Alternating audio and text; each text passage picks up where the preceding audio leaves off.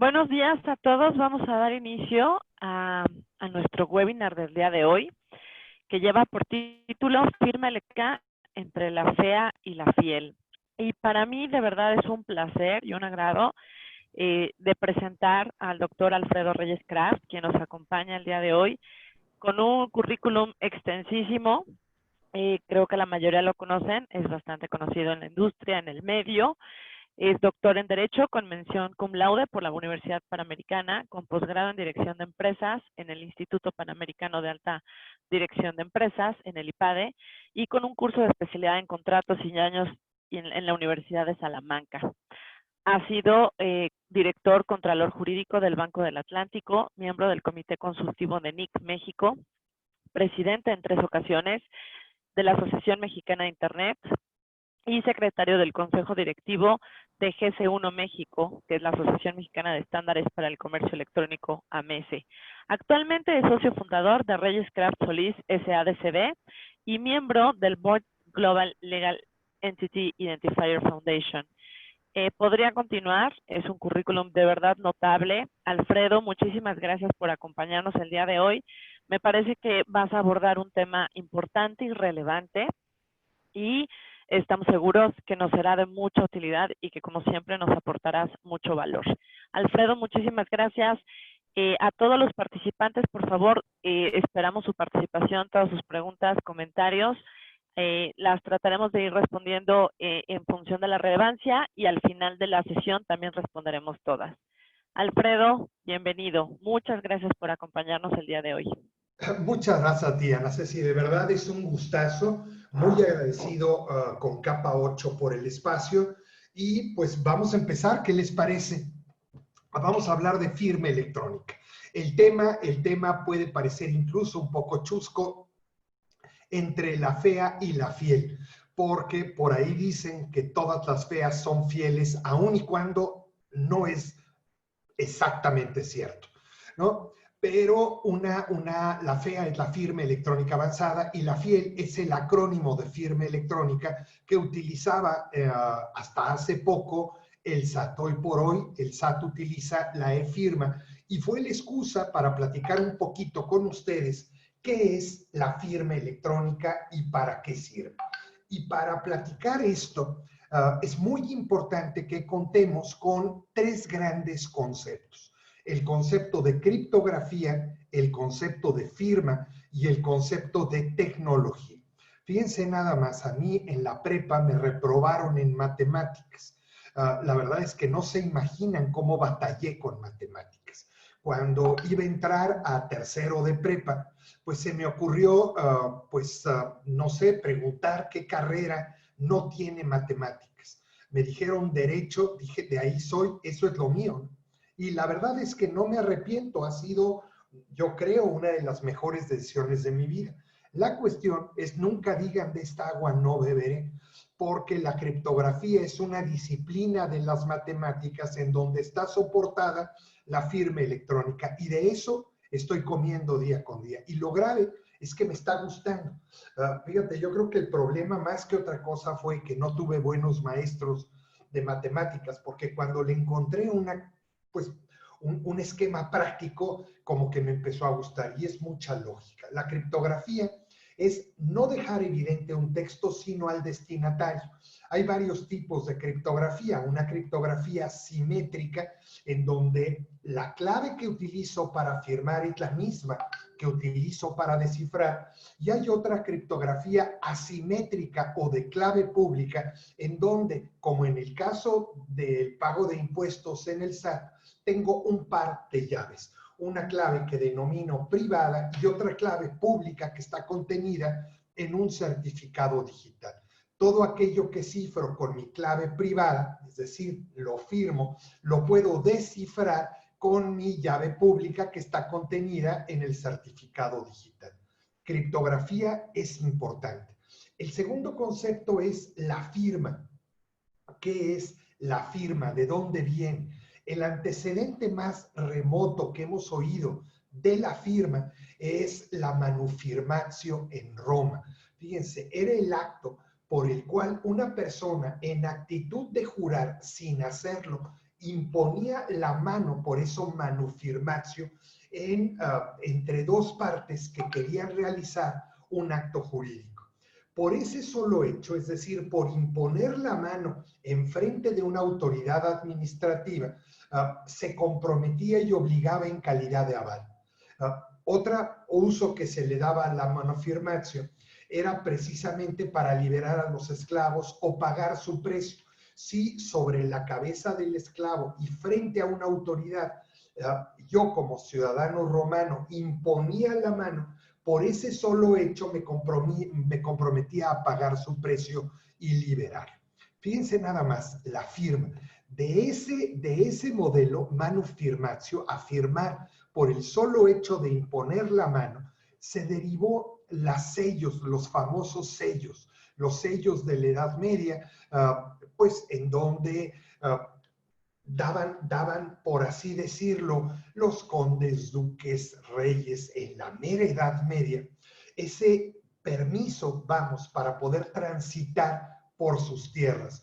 Y lo sellaban porque la mayoría no sabía leer y escribir. Posteriormente siguió usándose el sello, el haiku en Japón, por ejemplo, o cuando falleció Juan Pablo II, ¿se acuerdan que el notario del Vaticano lo primero que hizo fue destruir el anillo papal, el anillo del pescador que tenía en su mano? ¿Por qué? Porque todo aquello que tuviera el sello papal era atribuible al Papa, ¿no? ¿Qué pasó ahora cuando Benedicto XVI se convirtió en Papa emérito? El notario del Vaticano lo que hizo fue inhabilitó el anillo para que al momento de imponerse como sello no apareciera el sello papal, el anillo del pescador. La firma es importante y de ahí derivamos a nuestra firma manuscrita o firma autógrafa. Manus, mano, escrito, escrito, vamos, y autógrafa, autos propio, grafos, escritura. La firma autógrafa o la firma manuscrita. Y posteriormente el tema de tecnología, es decir, la importancia de contar con estándares que nos proporcionen soluciones probadas y seguras y que aparte pues nos permitan la compatibilidad internacional. Juntando estos tres elementos, llegamos a 4 grandes principios que están contenidos en el artículo 89 de nuestro Código de Comercio. Neutralidad tecnológica, autonomía de la voluntad, compatibilidad internacional y equivalencia funcional. En ese mismo artículo están contenidas las definiciones del capítulo de firma, bueno, de comercio y firma electrónica del Código de Comercio. Pero lo que es muy extraño es de que no se encuentran definiciones de estos 4 principios. Seguramente el legislador ha de haber pensado, no, pues seguro Alfredo va a estar ahí y les va a platicar. Pues vamos a hacerlo. ¿Qué es neutralidad tecnológica? Neutralidad tecnológica implica básicamente que por disposición de ley o por orden de autoridad no pueden imponerme utilizar en el contexto mercantil una tecnología en específico. Por disposición de ley o por orden de autoridad no me pueden obligar a usar una tecnología en específico. Esa es la neutralidad tecnológica.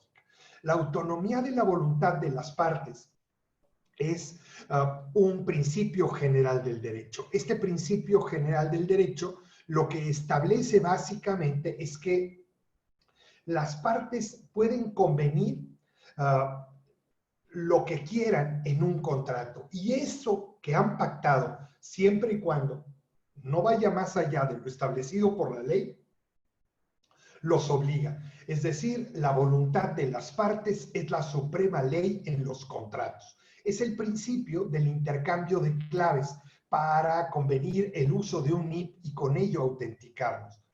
Tercer principio, compatibilidad internacional. Es importantísimo no vivir en una burbuja, sino, pues, gracias a modelos tecnológicos y a estándares, poder ser compatibles en el plano internacional.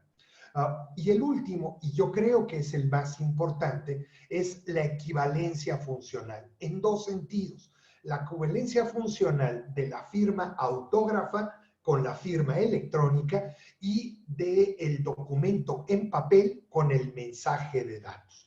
En este orden de ideas resulta particularmente importante este tema de equivalencia funcional. Mira, un ejemplo muy práctico. Cierra los ojos e imagina tu firma autógrafa y el NIP de tu tarjeta de crédito. Por favor, no me lo digas. ¿Verdad que son diferentes? ¿Verdad que no se parecen ni tantito? Pues es eso precisamente, dos cosas que son completamente distintas, que no se parecen en nada, tienen una función equivalente. Esa es la equivalencia funcional. Algo así como el doctor Sim. De ahí llegamos a un concepto de firma muy simple. Fíjate, la firma nos sirve para identificar a las personas, para ser un medio para poder expresar mi consentimiento. Es decir, la voluntad de asumir el contenido obligacional del documento en el que se estampa. Y aparte, supone un medio de prueba. ¿Qué estoy diciendo? Estoy diciendo que toda firma supone un consentimiento. Es la manera en que voy a exteriorizar la declaración de voluntad de una persona. Ahora, ojo, porque no todo consentimiento es una firma. ¿Qué vamos a hacer y qué me pretendo explicar en este webinar? El reconocimiento y la validez jurídica del contrato celebrado electrónicamente, por qué es exigible judicialmente y cómo podemos obtener este equivalente funcional de la firma autógrafa y del documento en papel. Y en ese orden de ideas vamos a separar los diferentes tipos de firma. Mira, hay una firma autógrafa que parte de la grafología o grafoscopía, que es un biométrico. A final de cuentas, solo yo puedo. No me pueden robar mi firma, no la puedo perder, pero sí pueden falsificarla porque pues normalmente es definitiva. Y una cuestión importante es lo que yo veo en un papel, es lo que estoy firmando. ¿Qué pasa con una firma electrónica? Deviene de un intercambio de claves y contraseñas. Solo tiene lugar y tiene efectos entre quienes la compartieron. Por ejemplo, tú vas al Palacio de Hierro y en el Palacio de Hierro, para entrar a la aplicación del Palacio de Hierro, te firmas con una clave y una contraseña. Esa contraseña es válida para entrar al Palacio de Hierro, igual que esa clave, y te va a vincular con el Palacio de Hierro, no con otras entidades. ¿Estamos de acuerdo? Y solo tiene valor entre quienes la compartieron. Me la pueden robar, la puedo perder. Y un problema grave es que una clave, una contraseña, pues no necesariamente es algo físico. Entonces, me cuesta mucho más trabajo saber en qué momento alguien, algún tercero, tuvo acceso a esa clave. Y el tercer tipo es la firma electrónica avanzada o fiable. Este término a mí, honestamente, me da toques, porque pues da a entender que este tipo de firma es mejor o más avanzada que la firma electrónica que pudiera ser retrógrada, o este es fiable y la firma electrónica no. Yo creo que son igualmente fiables e igualmente avanzadas. Varía la forma en que se va a instrumentar y también pues una característica importante que tiene la firma electrónica avanzada, que es el no repudio.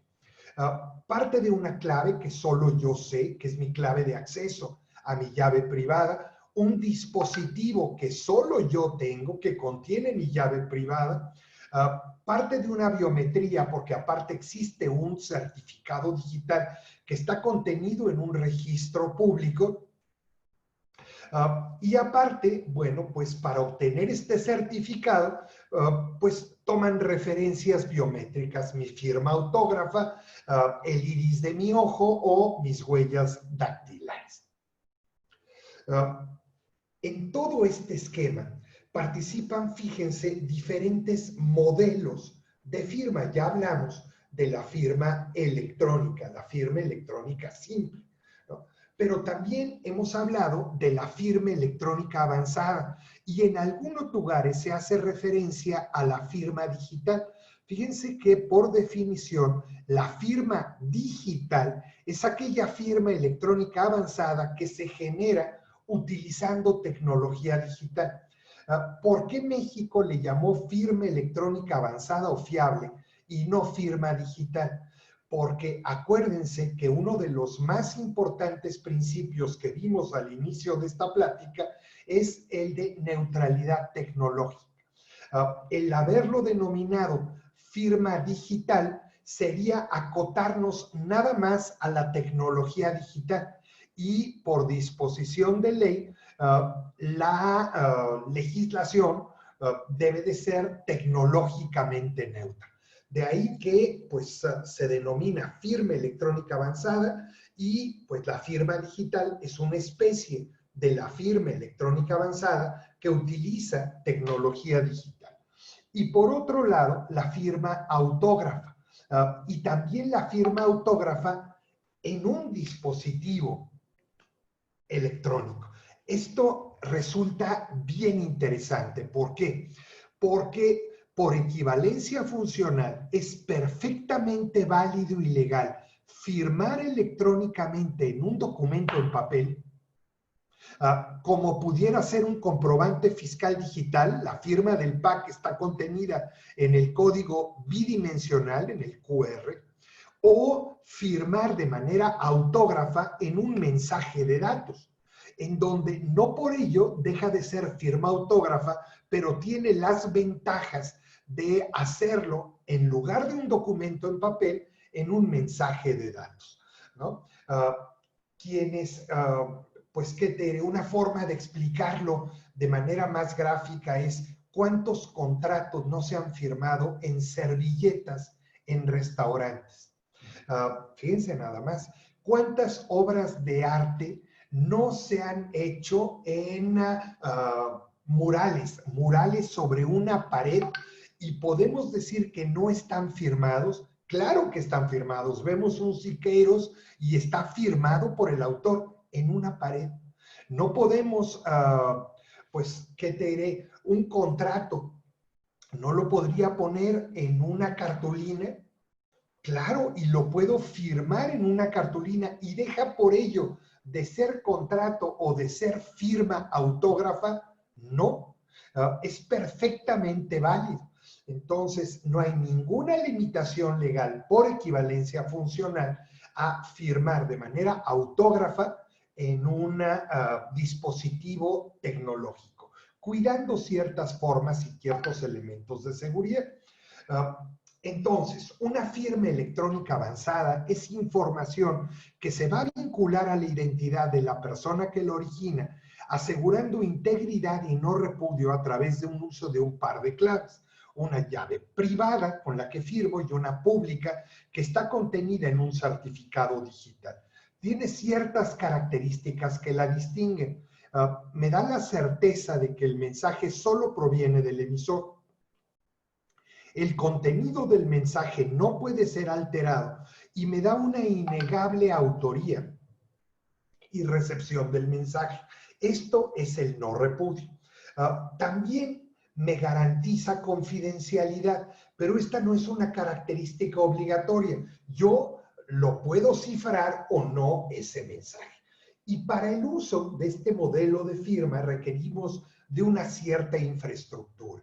Requerimos de certificados digitales, un registro y emisión de certificados digitales y alguien que lo genere, que pudiera ser o es un prestador de servicios de certificación. En México hay algunos prestadores de servicios de certificación. Tenemos al SAT dentro del ámbito gubernamental y por otro lado, acreditados por la Secretaría de Economía, tenemos hoy por hoy a 5 prestadores de servicios de certificación que están habilitados para emitir certificados digitales. En el ámbito internacional, 144 países del mundo autorizan o han incorporado en su legislación lo dispuesto en la ley modelo de UNCITRAL en materia de comercio y de firma electrónica. ¿Qué implica esto? Que tenemos una normatividad equivalente, por así decirlo, que reconoce distintos modelos de firma electrónica y que puede interactuar en el concierto internacional. México, por así decirlo, ha transpuesto en su legislación nacional la ley modelo de UNCITRAL de comercio electrónico y la ley modelo sobre firma electrónica. UNCITRAL también ha emitido otra ley modelo adicional sobre documentos transmisibles electrónicos, una convención sobre el uso de comunicaciones electrónicas en contratos internacionales y 3 grandes recomendaciones. Una sobre valor jurídico de los registros de computadora, otra de fomento a la confianza en el comercio electrónico y la última del año pasado sobre notas relacionadas a contratos de computación en la nube, como que todo nos lleva al cómputo en la nube. Ni crean que vamos a leer todo este rollote, pero estos son los 144 países que pues cuentan con legislación en cuanto a conceptos de firma electrónica. Es muy importante, ustedes van a tener acceso a la presentación, viene precisamente el país, viene a un lado la legislación correlativa y del lado derecho los prestadores de servicios de certificación. Son 2 láminas, la idea era nada más apantallarlos de que hay muchos países que la tienen. Comentamos, 144 países. Ahora, hay países que no la tienen. Por ejemplo, Burundi o Uganda. Ellos están más preocupados ahora por otro tipo de comercio y otro tipo de esquema contractual. Están más orientados a actividades primarias. Son países que no tienen ley y tampoco la usan.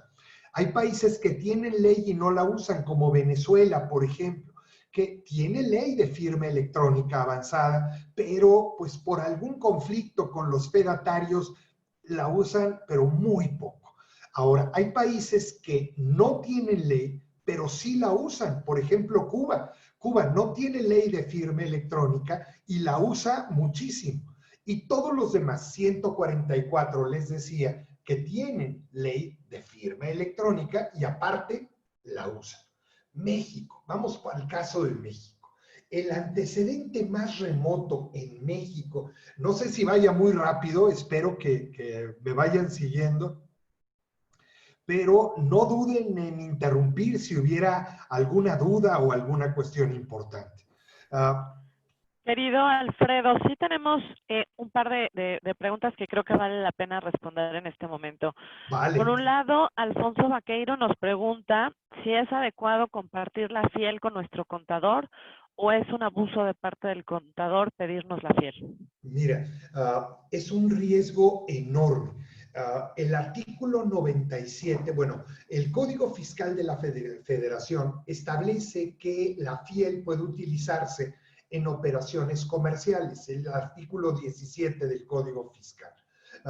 Entonces, si yo comparto la fiel con el contador, estoy poniendo en riesgo, primero, le estoy dando la posibilidad de que firme en mi nombre cualquier cosa, no solo la presentación de declaraciones fiscales. Y tercero, el potencial riesgo que tengo es que no sea válida la firma.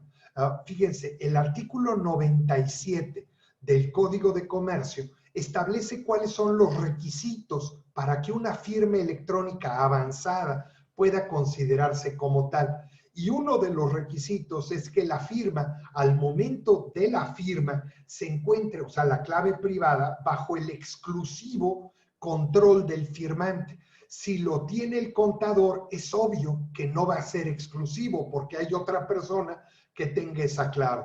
Entonces, por favor, si ustedes compartieron la clave privada con el contador, de inmediato, lo más pronto posible es en el sitio web del SAT, generen un nuevo par de claves obtengan un nuevo certificado digital y revoquen el anterior. Y hablen con su contador y díganle que sin ningún problema, que él siga haciendo las declaraciones e invítenlo a su oficina a tomar un cafecito o vayan con él y ustedes con su USB lo firman sin problema, pero por favor no lo compartan. Hace tiempo me tocó dar un curso al IMEF, al Instituto Mexicano de Ejecutivos de Finanzas.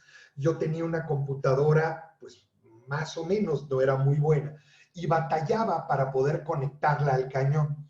Entonces, estábamos en la conferencia, me prestaron una computadora ahí, y una de las preguntas del público era, quiero ver cómo es un certificado digital. Yo dije, bueno, pues es un contador, seguramente, pues aquí en esta computadora hay algún certificado digital. No se imaginan cuál fue mi sorpresa cuando vi que pues había una carpeta en la computadora que decía claves, que le di clic a esa que decía claves y tenía alrededor de 200 subcarpetas y cada carpeta tenía un certificado digital, una clave privada y un archivo texto con la clave de acceso a la clave privada. Y lo grave es que esa computadora no tenía siquiera contraseña para acceder. Si hubiera querido, hubiera copiado eso y de 200 empresas o personas hubiera tenido su identidad y hubiera podido presentar o armar contratos o generar contratos con esa firma y pues serían no repudiables. Imagínense nada más la problemática que existe, ¿no? Entonces, cualquier persona, o ponle, confías mucho en tu contador, pero pues no necesariamente es un técnico de sistemas y pues alguien puede acceder y en ese orden de ideas llevarse esa información y es como si le hubieras dejado una hoja en blanco firmada. Tengan de verdad mucho cuidado. Tenemos otra pregunta de Jimena Vilches que nos pregunta si la firma electrónica avanzada es lo que llamamos firma digital en Argentina. Jimena, Sí. si nos escuchas desde Argentina, un abrazo enorme por acompañarnos hoy. Sí, Jimena, mira, Argentina también es un país que en su legislación incorporó la ley modelo de un citral en materia de comercio y de firma electrónica. Y sí, es lo que ustedes conocen como firma digital. Y para poder continuar, vamos a responder otra pregunta de Mauricio Reyes, que nos dice si será suficiente una responsiva al contador de la empresa, pues usa el del representante legal y los accionistas. Mira, no es suficiente una responsiva. Te voy a decir, en el SAT se ha manejado mucho, mira, si la montaña no va a Mahoma, si la montaña no va a Mahoma, Mahoma va a la montaña. Entonces, ¿qué está haciendo el SAT? Está evaluando la posibilidad de, a través de una miscelánea fiscal, crear, por así decirlo, un registro de contadores. La idea es que el contador se registre y que con su firma electrónica avanzada del contador presente a nombre y por cuenta de la empresa las declaraciones fiscales, pero que lo haga este tercero, el contador, a lo que el gremio de los contadores se ha negado rotundamente. ¿Por qué se ha negado rotundamente? Porque imagínate que hay un error del contador. Si hay un error del contador, pues con esto lo evidencias y pues el SAT podría irse en contra del contador y no del comerciante. Cuando lo hace con la firma electrónica del comerciante, pues el SAT se va, aun y cuando se hubiera equivocado el contador, directamente con el comerciante. ¿Te das idea de, pues, por qué quieren seguir manteniendo este modelo? Ahora, cada vez es mucho más fácil el, pues, utilizar o firmar este tipo de documentos. Es más, de acuerdo con todo esto, ya existe la posibilidad de generar los formatos y enviar a firmar. La cuestión es que a veces los contadores y nosotros, medio flojonazos en ese sentido, pues les queremos pedir que se encarguen de todo ello, dejándoles una responsabilidad enorme y, ojo, pues asumiendo un riesgo tremendo. ¿Qué te recomiendo? De verdad, revoca la clave, genera una nueva, consérvala tú y que el pues contador genere los borradores o genere pues los esquemas que tú vas a firmar después, pero ya lo hagas tú con tu certificado digital y con tu clave privada que esté bajo tu exclusivo control.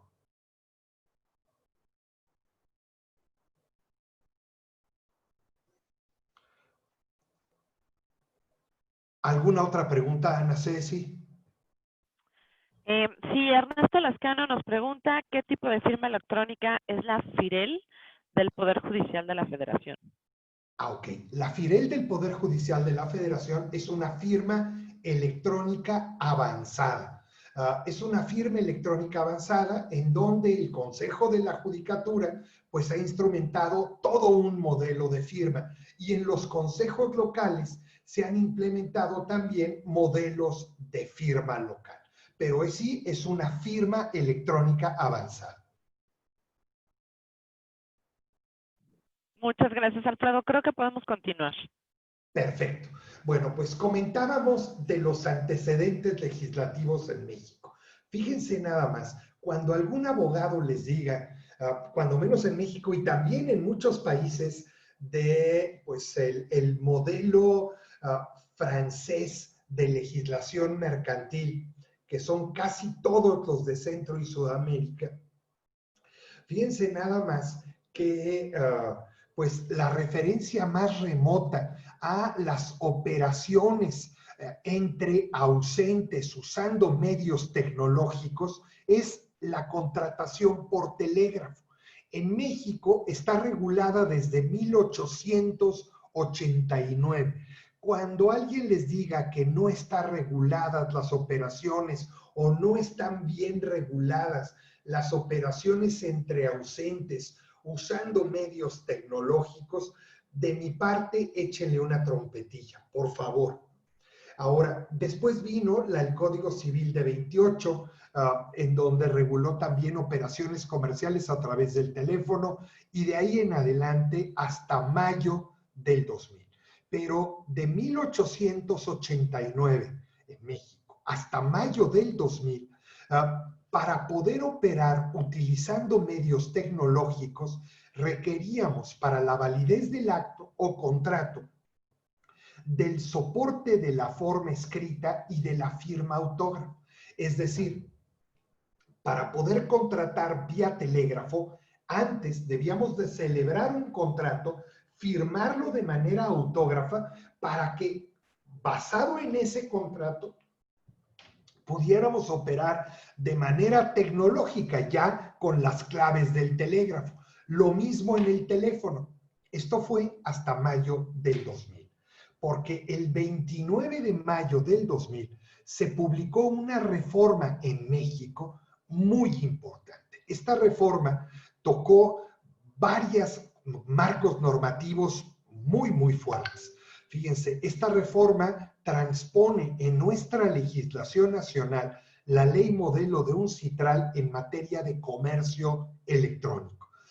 ¿Y qué es lo que hace? Modifica Código Civil Federal, Código de Comercio, Código Federal de Procedimientos Civiles y también la Ley de Protección al Consumidor. Está basado en tres grandes columnas. La primera es la columna del consentimiento. ¿Qué pasa? Cuando utilizas medios electrónicos, el consentimiento se entiende expreso. Antes era tácito. Y como era tácito, yo tenía que probar que ese símbolo, ese hecho, ese clic, suponía tu consentimiento para celebrar un contrato. Ahora, ya que a través del mensaje de datos, es decir, el consentimiento a través de medios electrónicos se entiende expreso, ya no lo tengo que probar. Ya nada más tengo que evidenciar el clic o evidenciar la clave y la contraseña para dar por hecho de que ello significó tu consentimiento para contratar. Primer cambio importantísimo. Segundo, se define documento electrónico como mensaje de datos, es decir, información creada, recibida, archivada o comunicada a través de medios electrónicos, ópticos o de cualquier otra tecnología. Y además se le da valor probatorio. Pero mira, no solo se dice va a tener valor probatorio, sino se establecen reglas específicas de valoración por parte del juzgador. Eso ha significado un cambio enorme. ¿Por qué? Porque no solo se dice el mensaje de datos es prueba en juicio, sino el mensaje de datos, para que sea prueba en juicio, requiere cubrir al menos estos requisitos. Y esos requisitos no los confundamos con los requisitos de firma electrónica avanzada. Se refieren específicamente a tres conceptos: atribución, integridad y accesibilidad. Es decir, si yo logro garantizar estos tres elementos en un mensaje de datos, ese mensaje de datos es prueba en juicio. Ahora, ¿qué entiendo por integridad? Es la fiabilidad del método para generar, comunicar, recibir o archivar el mensaje de datos. Es decir, la forma para garantizar que la información contenida en el mensaje no se alteró o no se modificó a partir del momento en que se generó por primera vez en su forma definitiva. Híjole, esto era dificilísimo de probar, tenías que llamar a un perito. Entonces, el legislador, en apoyo a los comerciantes, estableció que la Secretaría de Economía emitirá una norma oficial mexicana con los requisitos para la conservación de mensajes de datos. Estos requisitos para la conservación de mensajes de datos involucran una firma electrónica avanzada y la participación de un prestador de servicios de certificación. ¿A qué me refiero? A una constancia de conservación de mensajes de datos. Con esa constancia, yo puedo garantizar el requisito de integridad y de accesibilidad. Y la atribución es la manera en que podemos garantizar que las partes que se obligan en una relación jurídica son quienes dicen ser y expresan su voluntad. Esta es una firma electrónica. Ahora, este es otro modelo y otro esquema importante. ¿Cómo carambas voy a probar que se cuenta con atribución, que yo puedo atribuir a alguien un mensaje de datos? Bueno, pues el Código de Comercio, es decir, el legislador, dio una presunción legal a los comerciantes de atribución. Se dice, se presume emisor de un mensaje de datos el propio emisor, si utiliza claves o contraseñas o si utiliza un sistema de información programado por el emisor o en su nombre que opere electrónicamente. Teniendo esta presunción legal, ya no tienes que probarla. No sé si me da a entender. Entonces, tienes forma objetiva de garantizar integridad, accesibilidad y atribución haciendo uso de estos elementos que te da precisamente la propia legislación. Y con ello, pues, tienes ventajas operativas dentro del proceso. Bueno, nada más comentar que la accesibilidad no solamente es dejar ver el contenido del mensaje de datos al usuario, ya sea, puede ser a cualquiera que tenga interés jurídico, el emisor, el receptor, el juez, el auditor, autoridades, etc. Y segundo, que esta capacidad de poder visualizar o tener o contar con ese mensaje de datos no necesariamente tiene que ser en línea y en tiempo real. O sea, tú lo puedes tener en respaldo siempre y cuando con un tiempo razonable lo puedas entregar al interesado.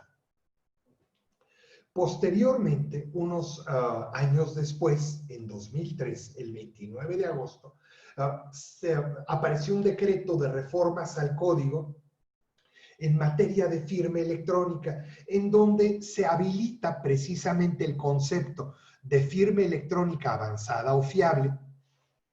Se establece quiénes pueden ser prestadores de servicios de certificación. Y un año después se publica el reglamento al código en donde se generan o se establecen los requisitos, el trámite de acreditación, la forma en que podrán operar, y se publicaron las reglas generales que establece quiénes pueden fungir como prestadores de servicios de certificación. Y es así como tenemos prestadores de servicios que emiten certificados digitales, quienes emiten constancias de conservación conforme a la norma oficial mexicana 151, que emiten también servicios de timestamp, de sellos de tiempo, y también que pueden prestar servicios de digitalización documental con valor legal. Vamos a platicar un poco de la norma oficial mexicana. La última versión está publicada en 2017, la primera versión se publicó en 2002 y ha tenido revisiones quinquenales conforme a la propia ley. ¿En qué consiste? Pues consiste de una manera muy simple en establecer dos grandes métodos. Un método para la conservación de mensajes de datos y un método para la digitalización de archivos soportados en un medio físico. Vamos a la conservación de mensajes de datos. Esta conservación se genera conforme a tecnología PKI, es decir, infraestructura de clave pública, y la existencia y participación de un prestador de servicios de certificación acreditado por la Secretaría de Economía.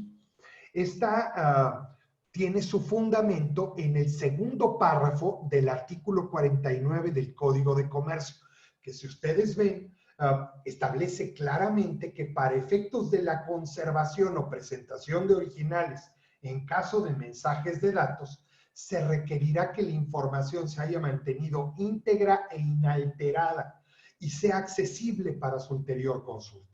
La Secretaría hoy de Economía emitirá la norma oficial que establezca los requisitos que deben observarse. Es decir, si yo cumplo esos requisitos establecidos en la norma oficial, yo garantizo integridad y inalteración, por tanto, es prueba en juicio. Ahora, ¿qué pasa si no tengo esa constancia de conservación?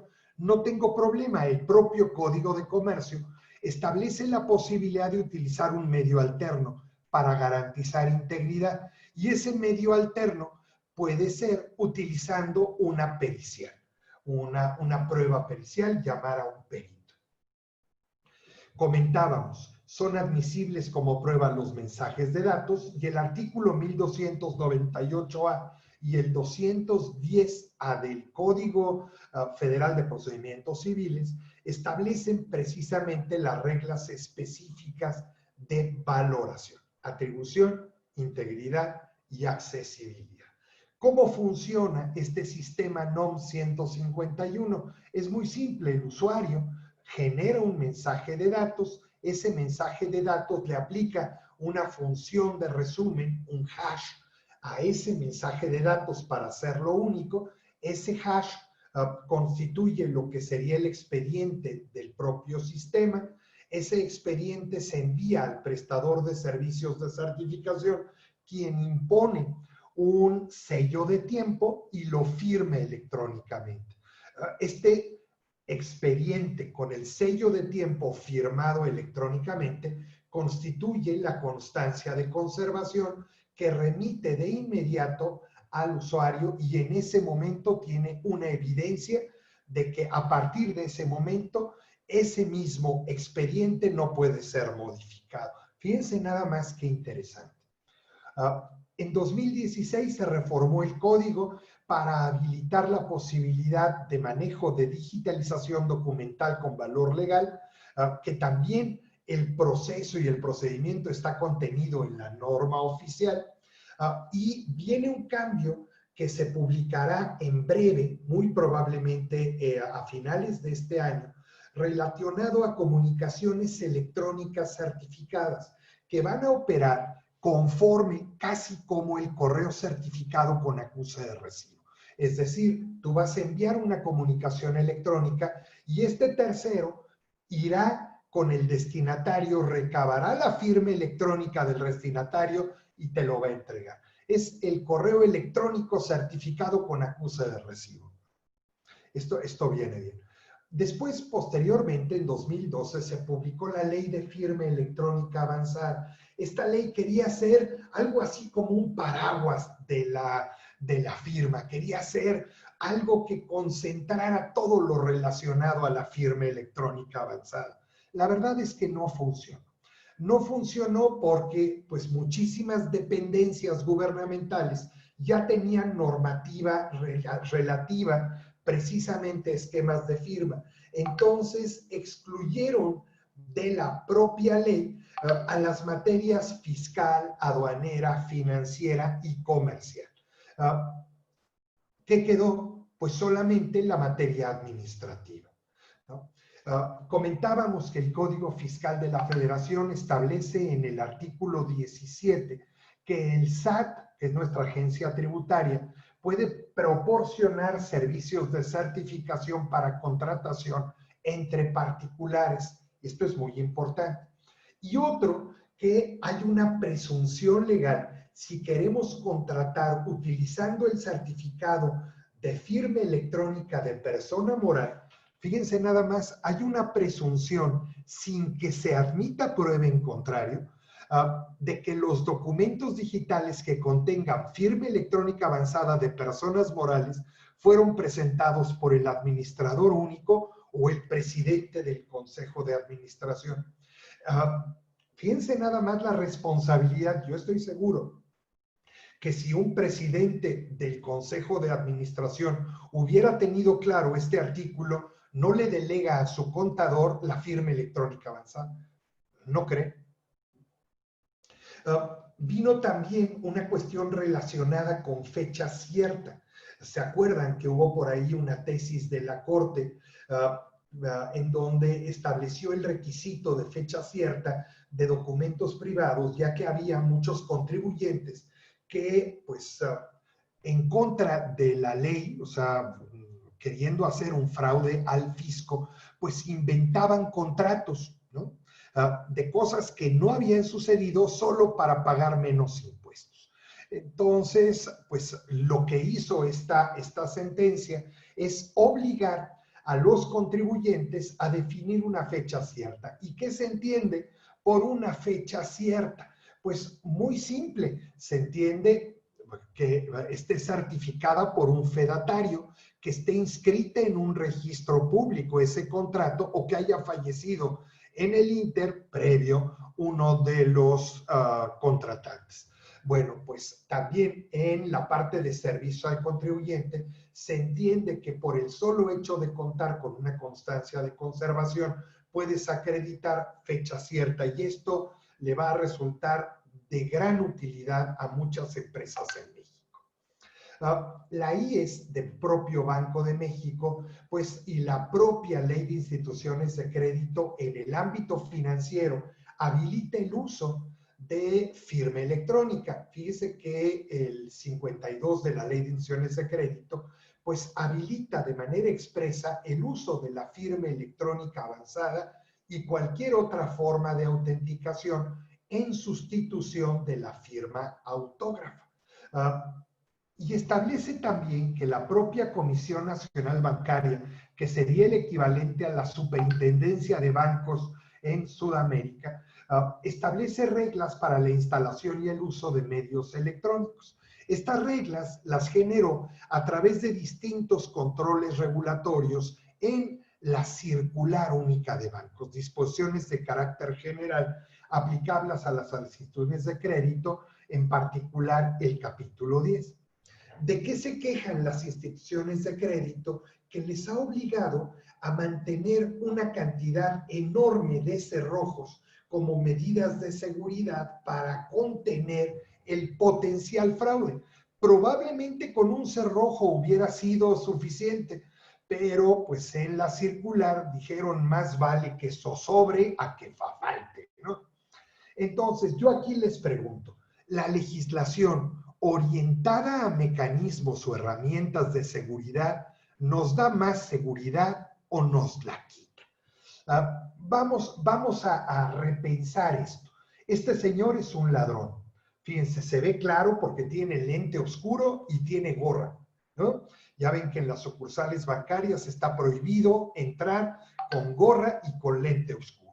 Bueno, pues este señor, para poder atacar o para poder cometer un ilícito, necesariamente tiene que invertir en formas de ataque. Miren, yo no soy ladrón, pero mi esposa perdía a cada rato las llaves del coche. Teníamos un Volkswagen. Entonces, pues dejaban las llaves del coche adentro, cerraban la puerta y ya no podíamos abrirlo porque la llave se había quedado adentro. Entonces, pues la primera vez llamamos un cerrajero, pero ya la segunda y la tercera, pues ya me fijé cómo lo hacía el cerrajero para hacerlo yo, porque pues si no me iba a salir carísimo. Y fue muy simple, un gancho de ropa, pues abríamos una moldura que había en el coche, le picábamos en un hoyito en esa moldura y por magia casi se abría el coche y no teníamos problema. Entonces, pues así lo empecé a hacer. ¿Qué fue lo que tuve que invertir? Pues precisamente en ese gancho de ropa. Después compramos un Tsuru. Era lo mismo, solamente que pues tenía otro modelo de seguridad y también dejaba la llave adentro. Para eso tuvimos que comprar un desarmador muy grande. Le llaman desarmadores de taxista. Quitábamos una pequeña moldura que había junto al vidrio, más o menos a la altura de donde está el cerrojo. Poníamos pues el desarmador, le pegábamos y con ello se abría el coche, se abría el seguro y permitía hacerlo. Fíjense, el ladrón tiene que invertir en formas de ataque. ¿Estamos de acuerdo? Imagínense que por disposición legal se estandaricen mecanismos de seguridad, pues lo que va a implicar es fomentar uniformidad, es decir, todos los coches tendrán el mismo nivel de seguridad. Probablemente al principio el ladrón no tenga las suficientes herramientas para poder atacar, pero al momento de que sea uniforme para todas las marcas, le estoy dando un incentivo perverso a invertir en esas formas de ataque. Por tanto, en el momento en que tenga acceso a esas herramientas, pues va a poder abrir y no solamente podrá abrir los Volkswagens o los Urus, sino cualquier otro del sistema. Imagínense entonces, se genera un mayor riesgo. Les voy a platicar una experiencia que tuvimos como asociación bancaria en México. Se nos ocurrió la genial idea de que por seguridad íbamos a hacer una norma mexicana sobre seguridad en cajeros automáticos para los proveedores. Lo que descuidaron fue que esa norma mexicana se publique en el diario oficial. ¿Y qué fue lo que hicimos? Pues indirectamente le dimos las llaves de las tripas de los cajeros a los ladrones para que vieran cuáles eran los puntos débiles. Fíjate nada más el riesgo que implica. ¿Esto qué es lo que ha ocasionado? Pues disposiciones como el capítulo 10 de la Circular Única de Bancos ha ocasionado que todos los bancos tengan que invertir mucho dinero en cumplir y precisamente llenar todos esos cerrojos en la puerta para el acceso a sus clientes. Hasta ahí todo está perfecto. ¿Quién creen que lo paga? Pues los clientes.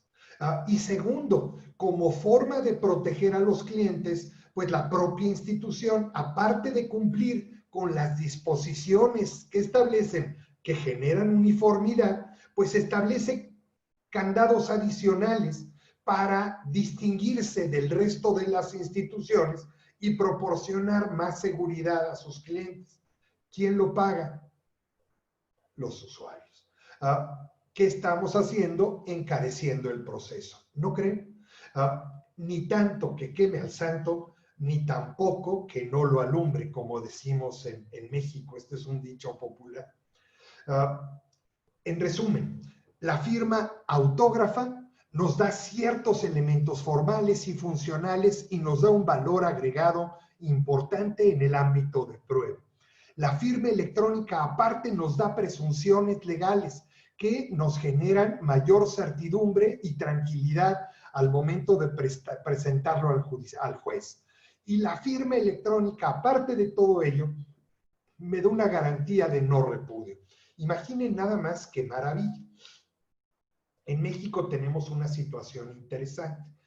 Fíjense, tenemos la Secretaría de Economía, la Secretaría de Función Pública y Banco de México se pusieron de acuerdo y crean, por así decirlo, una firma electrónica avanzada, como, ¿se acuerdan? La marca blanca, como los productos de marca blanca en las tiendas comerciales, en donde tenemos una marca comercial y el mismo producto puede existir, pero tiene marca blanca, puede tener otra marca o puede tener una marca blanca. Bueno, ahí se pusieron de acuerdo para crear, por ejemplo, un modelo de firma con una infraestructura definida. Y ese modelo de firma lo utiliza tanto Función Pública como la Secretaría de Economía y el SAT. La UNAM también tiene su modelo de firma por acuerdo del rector del 3 de octubre de 2005. Y Consejo de la Judicatura Federal y Suprema Corte crearon la FIREL, tal y como comentaban en todo esto. Esto ha generado un modelo muy seguro de firma electrónica a nivel federal en México. ¿Cuál ha sido el problema? El problema de fondo en este orden de ideas es que son muchas firmas entre prestadores de servicios que no confían entre sí. Entonces, fíjate nada más, yo puedo tener una FIREL, tengo una firma de la UNAM y tengo una firma electrónica de, ¿qué te diré? Del SAT, la e-firma del SAT. Pues ya ahí ya tengo 3 firmas. Y en el ámbito, fíjense nada más, en el ámbito estatal y municipal, pues hay 32 estados de la República, de los cuales 30 tienen legislación relacionada con firma electrónica. Es decir, estos estados generan su propio modelo de certificación electrónica. Entonces, estos estados que cuentan con su legislación y operan con su propio certificado digital, no reconocen el de otros. Entonces, si yo quiero ir a Colima o a Guanajuato para realizar un trámite, debo de contar con el certificado digital que me otorga el estado de Colima o el estado de Guanajuato o el estado de Querétaro. Fíjense nada más que está obligando que todos estemos como San Pedro, con un llavero, con N número de certificados para poder administrarlos y operarlos. ¿Qué cuesta? La emisión del certificado, aun y cuando el gobierno no lo cobre, tiene un costo implícito que le genera el hacerlo. Entonces, fíjense, hoy por hoy, hay 11 millones de mexicanos con un certificado digital del SAT, ¿no? Pero también, pues hay muchos mexicanos que tienen también un certificado de Baja California, de Durango, de Hidalgo, de la Ciudad de México, de la FIREL, de la UNAM. Fíjense nada más qué caso tiene generar esa cadena de tantos certificados. Mejor aprovechamos los recursos, establecemos un modelo único de certificación digital y que un certificado, independientemente de dónde se genere, me sirva para todo. Esta es una ley general que se está proponiendo para homologar el uso de la firma electrónica avanzada en los estados. Fíjense, 13 millones de personas físicas ya cuentan con una firma electrónica del SAT y 1.6 millones de personas morales pues ya cuentan con la firma electrónica del SAT. El 99% de las personas morales y el 25% de la población económicamente activa ya cuenta con un certificado digital. Pero también hay diferentes proveedores de servicios de diferentes esquemas. Ya en México hay casi 40 proveedores de servicios de firma electrónica y la pandemia ha ocasionado de verdad un desarrollo enorme para este tipo de proveedores y este tipo de modelos. Me colgué un poquito, Ana Ceci, discúlpame, pero aquí estamos listos para las preguntas. También les dejo mi correo electrónico y mi Twitter por si quisieran pues algún comentario o lo que sea, estoy a su completa disposición. Ahora sí, Ana Ceci. Al contrario, Alfredo, te agradecemos mucho. La verdad es que es un tema que da para varias horas, y además la forma como expones y explicas el tema me parece que es muy de muy fácil comprensión para todos y muy sencillo. Tenemos un par de preguntas. Páez nos pregunta, en materia de actos administrativos entre un particular y la autoridad, ¿qué limitaciones tiene una firma digitalizada, ni fiel o fea, en las comunicaciones electrónicas para perfeccionar el acto administrativo? Sí reconozco que puede ser notificado electrónicamente. Y firma Oscar Páez. Claro, mira, hola Oscar, qué gusto saludarte. Hacía mucho que no sabía de ti. Mira, aquí hay una cuestión interesante. Fíjate, cuando tú aceptas utilizar medios tecnológicos en un acto administrativo, fíjate que se establece, de acuerdo a la ley de firma electrónica, que para efectos administrativos opera en este caso. Acuérdate, el uso de medios tecnológicos es optativo para el ciudadano y obligatorio para la autoridad. Entonces, si tú aceptas el uso de medios tecnológicos, tú vas a convenir o precisamente la autoridad administrativa conviene contigo el uso precisamente de pues algún medio tecnológico para autenticarte.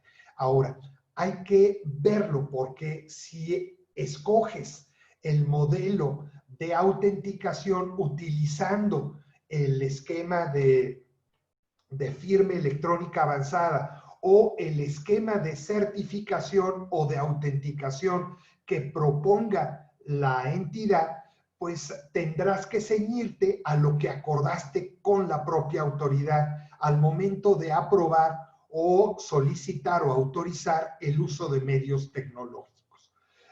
Ahora, es perfectamente válido, aun y cuando una disposición, y esta es una cuestión interesante, una disposición establezca que tienes que utilizar firma autógrafa, tú puedes utilizar el modelo de firma autógrafa digitalizada, la firma biométrica, porque no pierde la característica de firma autógrafa. Y recuerda que el propio Código de Comercio establece, mira, déjame ver dónde está, aquí está, mira. Esta es una que tenía oculta en relación a el código, pero establece que no puedes de ninguna forma minimizar la fuerza legal de una firma autógrafa. Déjame ver si lo tengo por aquí, mano, ya estoy perdido. Aquí está, mire, es una de estas dos, esta o esta. Fíjate, aquí está. No se negarán, fíjate que el 89 bis del Código de Comercio establece que no se negarán efectos jurídicos, validez o fuerza obligatoria a cualquier tipo de información por la sola razón que esté contenida en un mensaje de datos, Oscar. Por tanto, ese mensaje puede ser utilizado como medio probatorio en cualquier diligencia ante autoridad legalmente reconocida y surtirá los mismos efectos jurídicos que la documentación impresa, siempre y cuando pues se ajusten a las disposiciones de este código. Yo pueda garantizar atribución, integridad y accesibilidad. Y recuerda que la firma autógrafa no deja de ser autógrafa, no pierde la característica de autógrafa. Entonces, pues si en la ley te exigen firma, autógrafo o documento en papel, tú perfectamente puedes entregar en medio tecnológico sin ningún problema. No sé si quedó resuelta la pregunta. Me parece que sí. Tenemos varias preguntas más, sin embargo ya estamos pasados de tiempo. Les ofrecemos a las personas que están preguntando que con mucho gusto les hacemos llegar las preguntas al doctor Kraft para que se las pueda responder ya de manera personal a cada una de ellas. ¿Estás de acuerdo, Alfredo? Encantado, de verdad encantado. Y de verdad, ya tienen ahí mi correo. Cuenten conmigo y somos amigos, hombre. Encantado de la vida de platicar. Con mucho gusto los apoyamos para resolver las dudas que aún quedaron. Nuestro objetivo es ayudarlos a resolver y proveerles información que les sea de utilidad. Les agradecemos a todos su presencia en el webinar del día de hoy. Alfredo, si me haces favor de irte a la última lámina, los invitamos a nuestro webinar de la próxima semana. Creemos que también es un tema interesante y que nos es de utilidad para todos, sobre todo en este momento en que estamos usando las redes domésticas para hacer todos nuestros trabajos profesionales. Lleva por título Proteja su información en los equipos remotos y las redes domésticas. Los esperamos el próximo miércoles. Cuenten con que les apoyaremos a resolver las dudas y hacérselas llegar al doctor Kraft. Muchísimas gracias, doctor. Un placer y un honor tenerte el día de hoy. Qué gusto que nos acompañes. Y sabemos que tendremos más intervenciones en otros webinars más adelante de tu parte. Encantado de verdad, Ana Ceci, y un abrazo a todos. Qué gustazo y es un honor que me hayan invitado. Al contrario, muchísimas gracias a ti por tu presencia. Gracias a todos los que nos acompañaron y nos vemos la próxima semana. Un placer. Bonita semana.